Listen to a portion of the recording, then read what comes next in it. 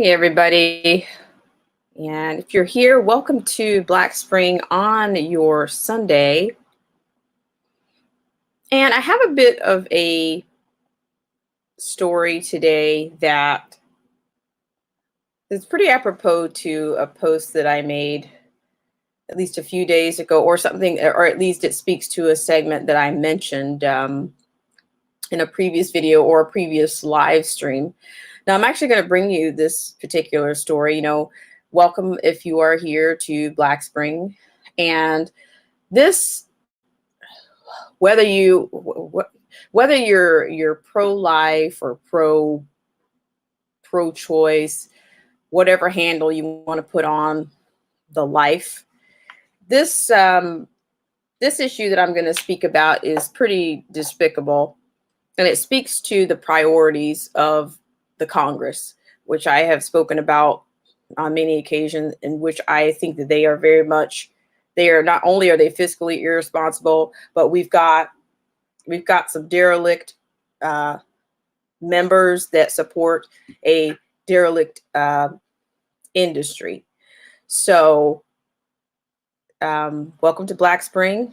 This is a very provocative issue. I cannot tell you that what I'm about to address or the comments that I might make will not get pulled.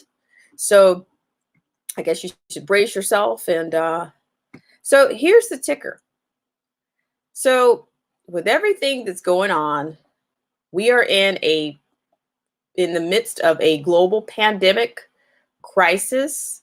And meanwhile, we have advocates that are basically saying, hey, we need to be able to continue. You can do everything. This is a medical group. This comes from the TNA. Medical groups, no elective surgeries during the pandemic, but abortion must continue. This was written by Michael Tennant of the vetted source, the TNA. Now, I'm going to do some paraphrasing in here, but just as much as the economic relief rally is happening in our Congress, we have these other groups. That are rallying they're trying to maintain the actual industry of abortion. In fact, I spoke out about a specific House member that she's basically rallying for the financial support to continue for this measure. Okay, so I'm going to read a little bit of this particular article.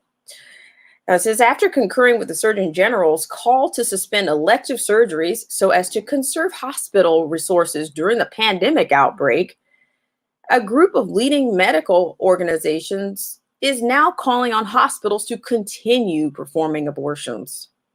The American College of Obstetricians and Gynecologists, the AGOC, and the American Board of Obstetrics and Gynecology, ABOG, along with several other related organizations, issued a statement Wednesday urging the killing of the unborn to continue apace despite the pandemic. So I don't know if you're just now joining me on this, but this is pretty egregious. It's pretty disgusting. The pandemic is one thing, but you're talking about somebody that's trying to uphold an industry that's actually taking lives at a time like this. That's an imminent health need that people are willing to say I'll go into this article and tell you where they're basically claiming that it's most necessary. They need to continue this.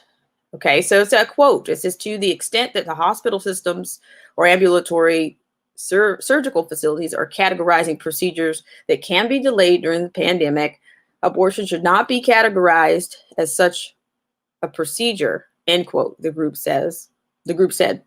Abortion, quote, abortion is an essential component of the comprehensive health care, end quote. So here you go. So this story, of course, has developed over a few days. But of course, you have what it says here is just 2 days earlier, the same organizations had issued a press release favoring delaying elective medical procedures in which they stated, of course, we all can agree that this is a public health crisis that we're dealing with that requires full attention and resources of our healthcare systems. The pandemic is and will create stress and pressure on healthcare systems throughout the country, especially in under-resourced areas. Some health systems, at the guidance of the U.S. Centers for Disease Prevention and Control, are implementing plans to cancel elective and non-urgent procedures to expand hospitals' capacity to provide critical care. While elective surgery can serve important roles in furthering patient well-being, we endorse the Surgeon General's statement regarding elective surgery. Okay, so it's just basically you're being, they're framing up what they are planning to continue. They're making their case to continue these procedures. So let's see. I'm gonna get right to the point on this. I don't know if anybody's here, but welcome to Black Spring. This is a bit of a impromptu kind of a stream here. And of course, you're welcome to hop on at any time. In fact, I will put the link here to invite anybody that would like to come up or might have a comment. And I can't, as I said earlier, I can't be sure what will be the outcome of me posting this or even doing this live stream, but I'm going to, make an attempt at it anyway. So here is an actual window if you would like to jump on. So I'll continue here. Okay, so apparently, however, there's one exception to this endorsement. In a Wednesday release, the groups said that they, quote, do not support pandemic responses that cancel or delay abortion procedures.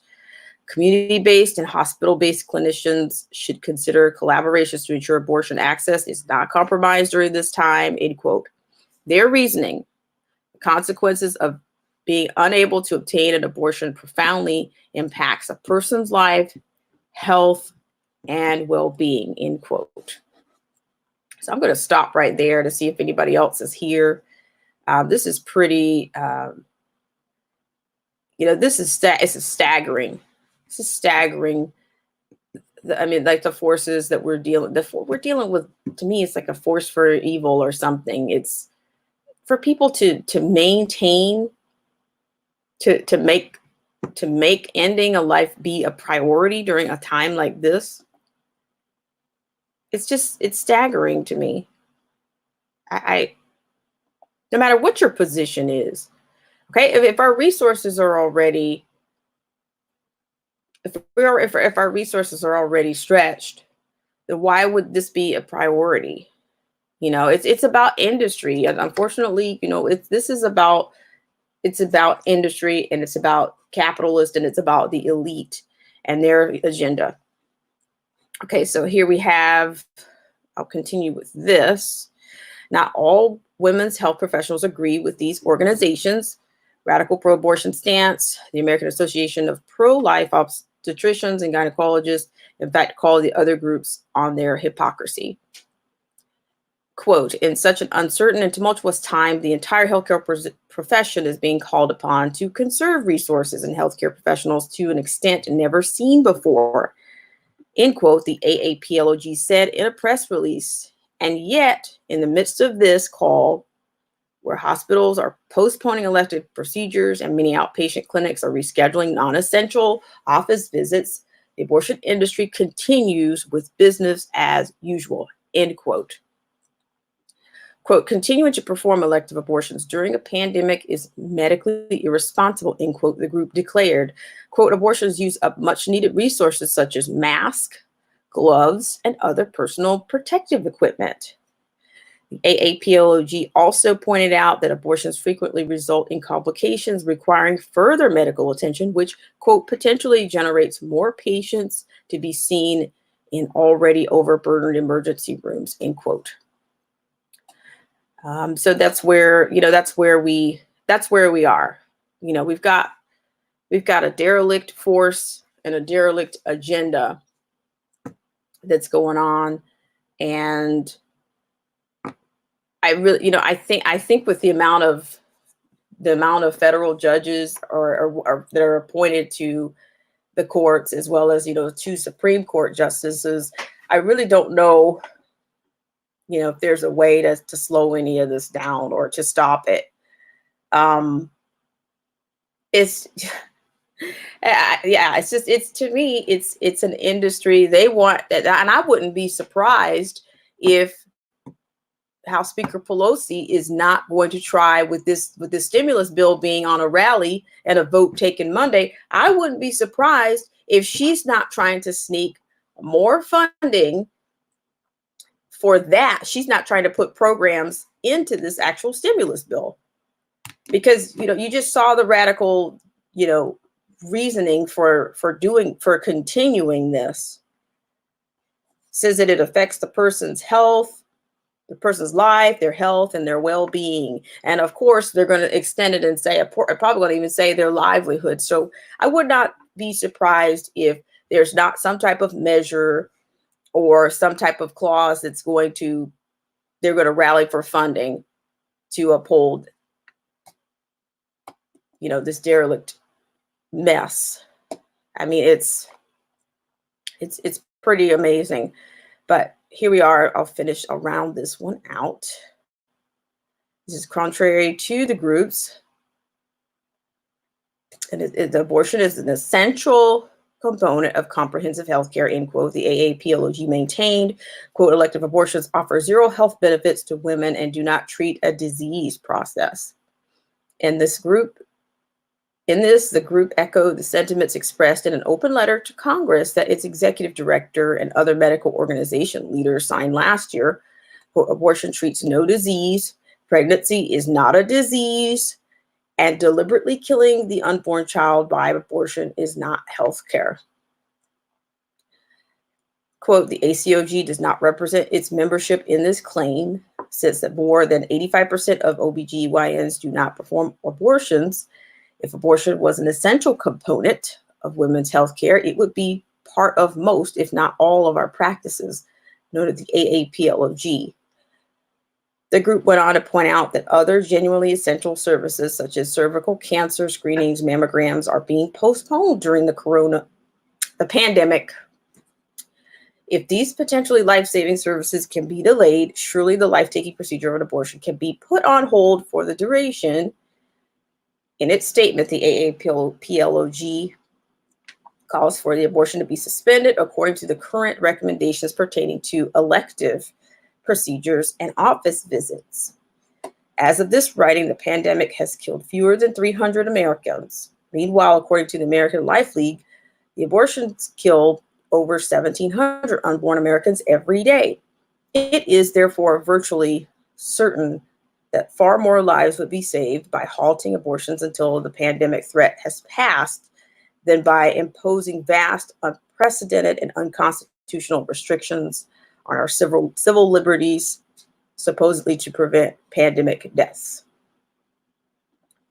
So there is your story on what's ruled, or what they're rallying for, what they're fighting for. So I know this is named as a QuaranTest. QuaranTest.